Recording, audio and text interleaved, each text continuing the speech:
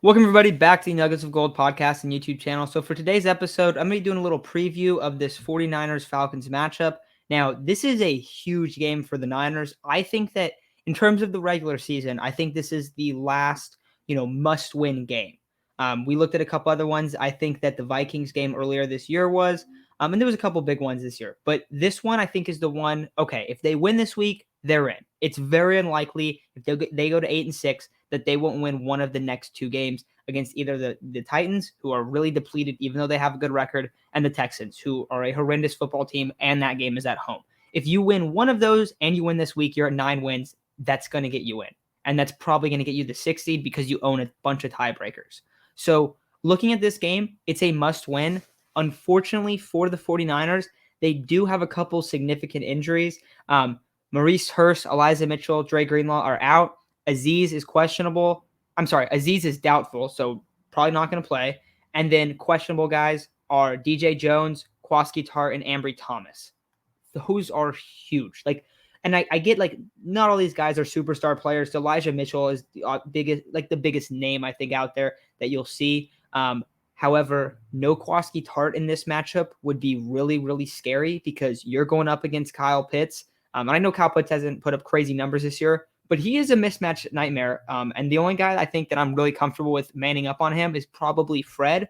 But you want to have that flexibility to be able to put Jimmy Ward in the slot, have Jimmy Ward come down. And if Kwaski Tart is out, it makes it a lot harder because how much do you really trust Hufanga to play single high safety? I don't trust him that much.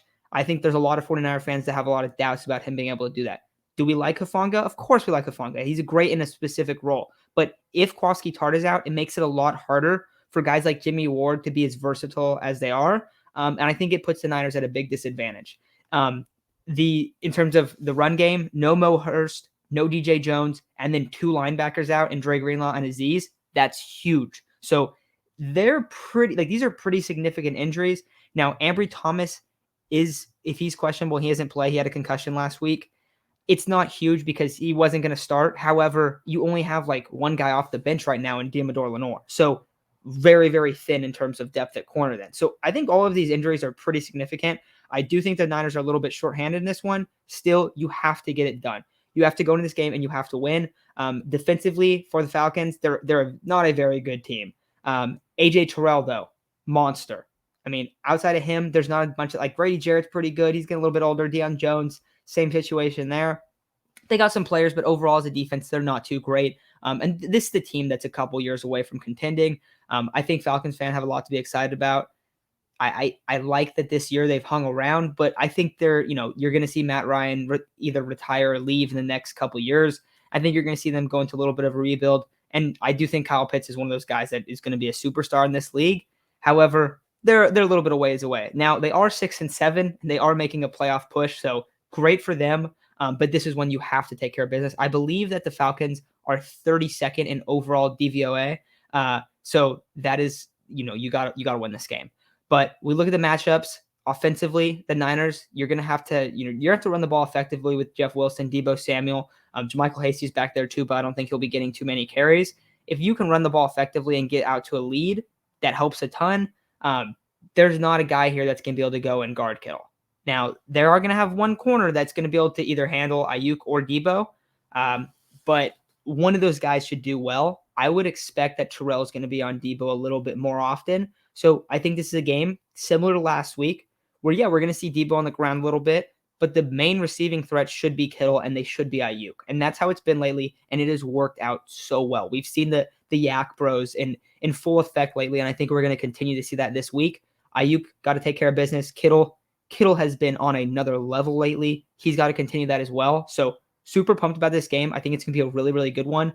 Defensively for the 49ers, I think the main guy that you really got to watch out for, I think we all know Kyle Pitts. That's the guy scary. Another guy, Cordell Patterson. Cordell Patterson has put up a great year. And when you're really thin inside, both interior defensive line and at linebacker, guys like Fred Warner, Hufanga is going to have to step up to the plate. He's going to have to play a very, very good game.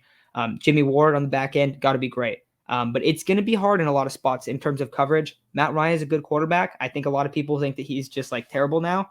That is not the case. Is his arm a bit shot? Yes. He's still a very, very smart quarterback. he puts the offense in a good situation many, many times with his checks at the line of scrimmages.